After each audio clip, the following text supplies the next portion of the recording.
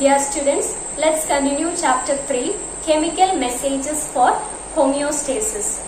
So, in last class, we discussed that thyroid gland is the main endocrine gland that helps in all metabolic activities. Or we know that thyroid gland is the main gland that controls all the metabolic activities in our body.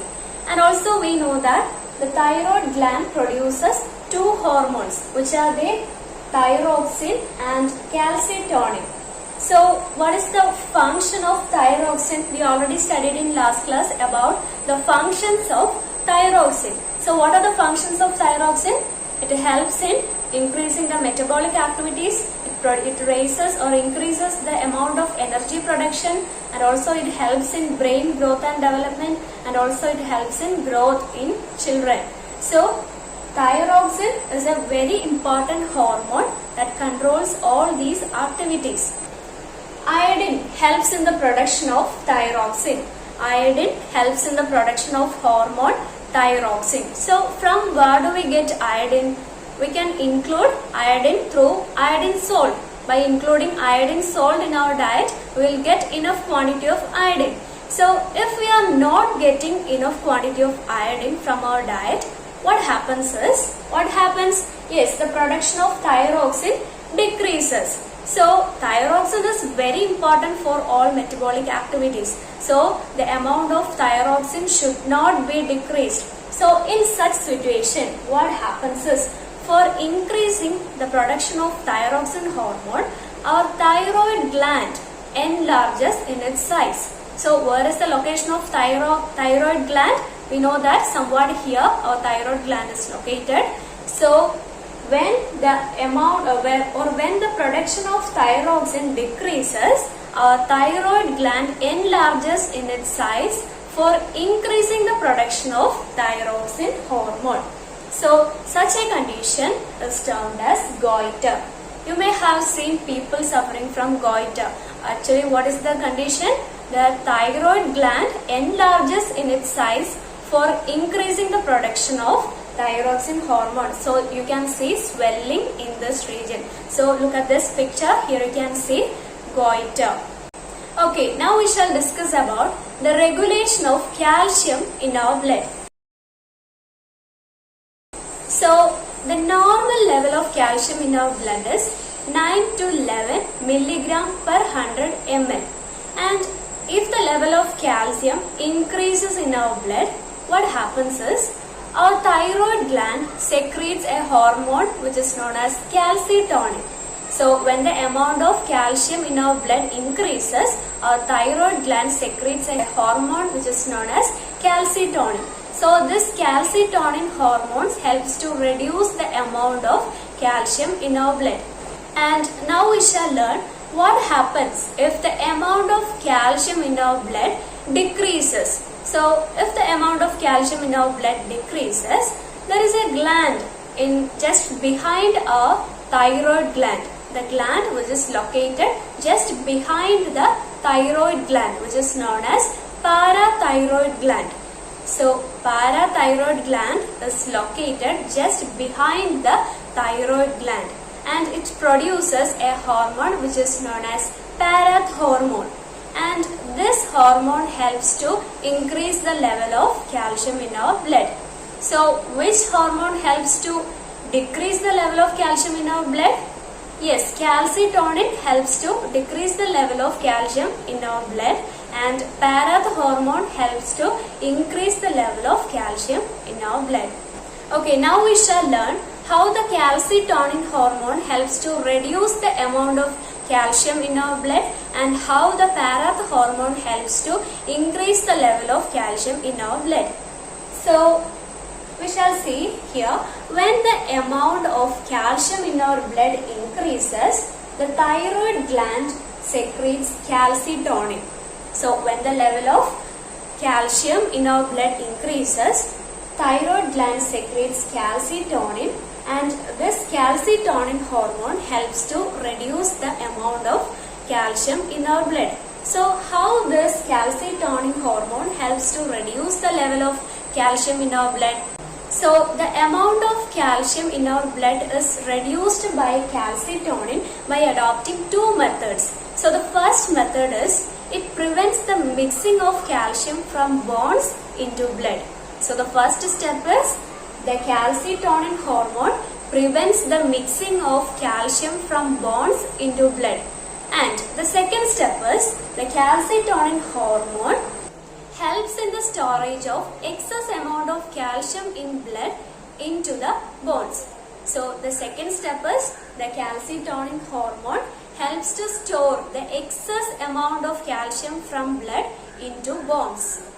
And we know that when the amount of calcium decreases in our blood, the parath hormone, which is secreted by parathyroid gland, helps to increase the amount of calcium in our blood.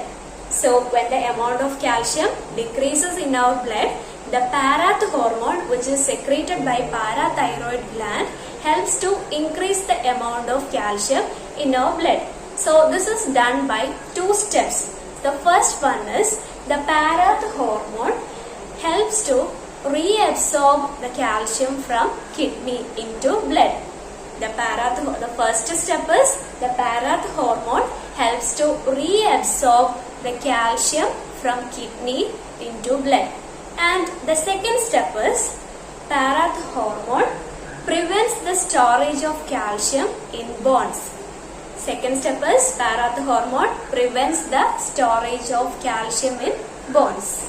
So children, till now we discussed about which all glands, we discussed about pancreas, and also we discussed about thyroid gland. So now we shall discuss about adrenal gland.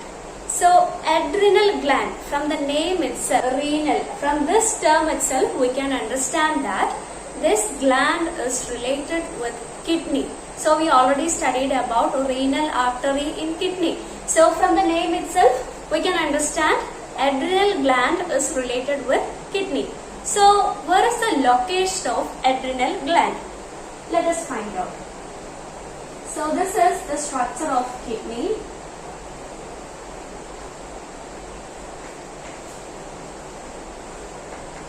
So this is a kidney, and you can see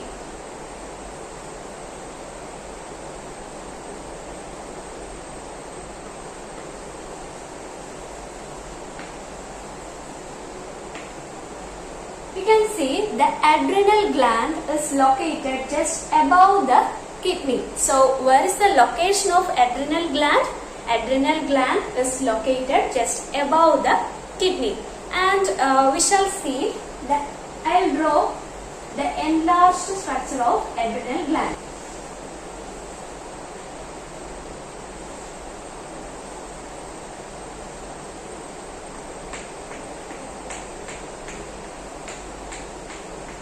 So you just consider this is the enlarged structure of adrenal gland, and this adrenal gland consists of an outer cortex.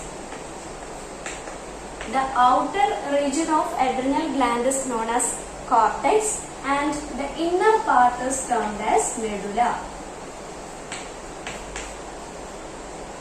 So adrenal gland is located above the kidney, and you can see adrenal gland consists of an outer cortex and inner part is termed as medulla.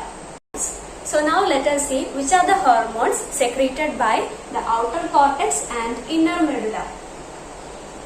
So the outer cortex secretes two hormones. One is epinephrine,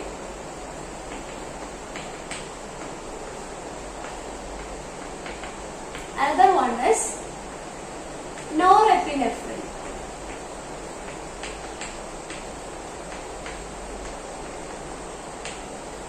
So the outer cortex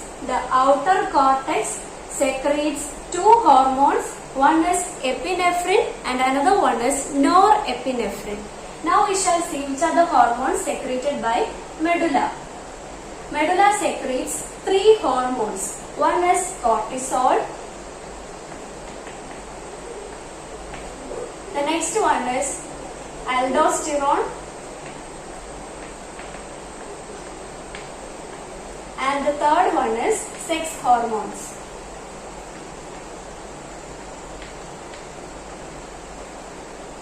So, the outer cortex and inner medulla of the adrenal gland secretes some hormones.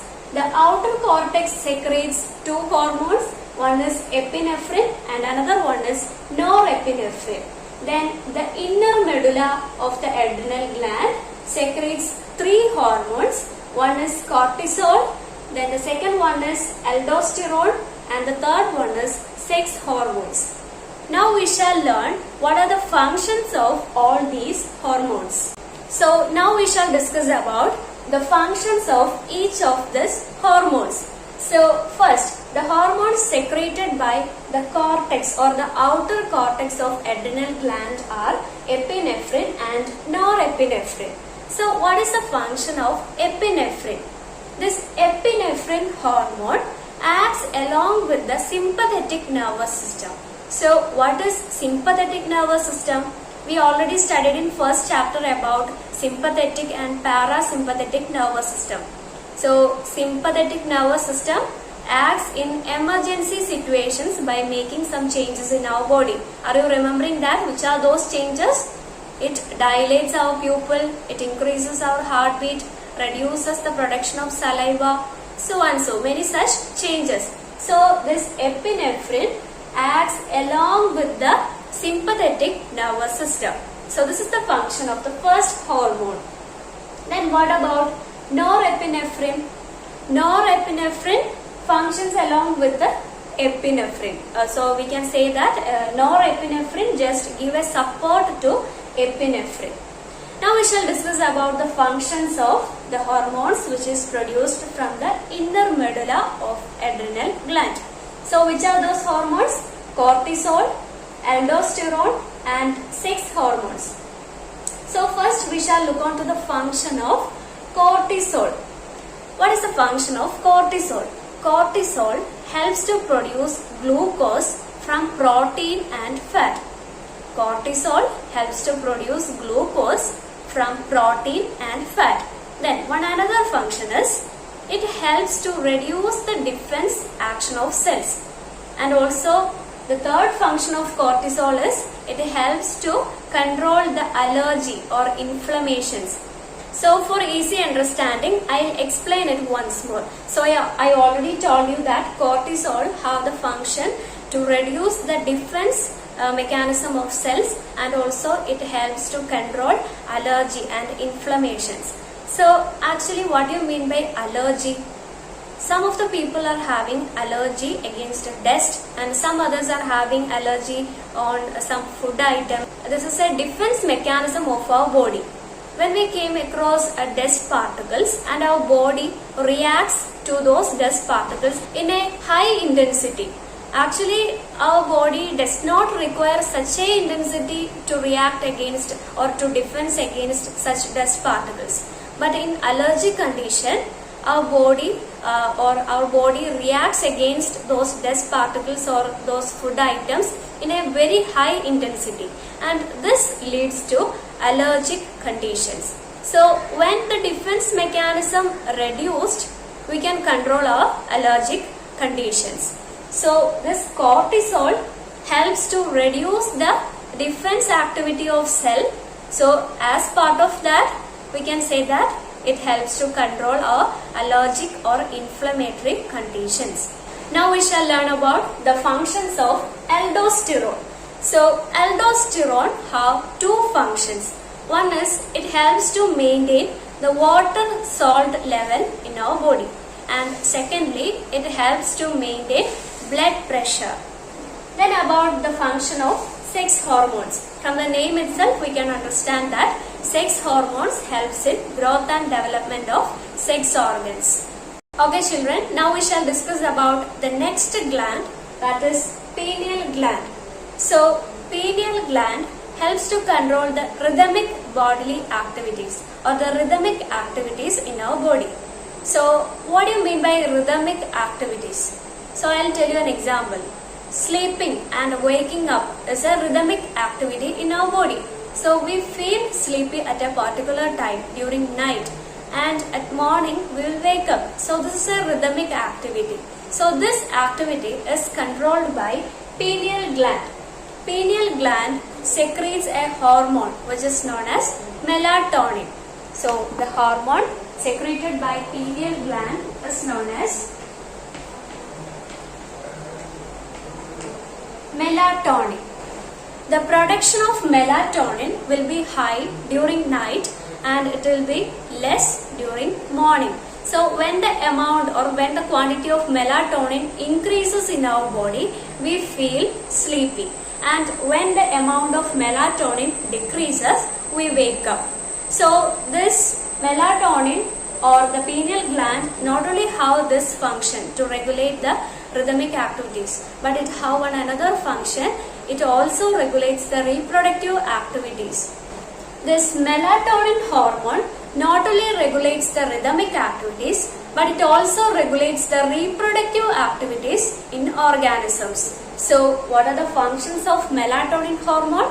It regulates the rhythmic activities in our body and also it regulates the reproductive activities in organisms.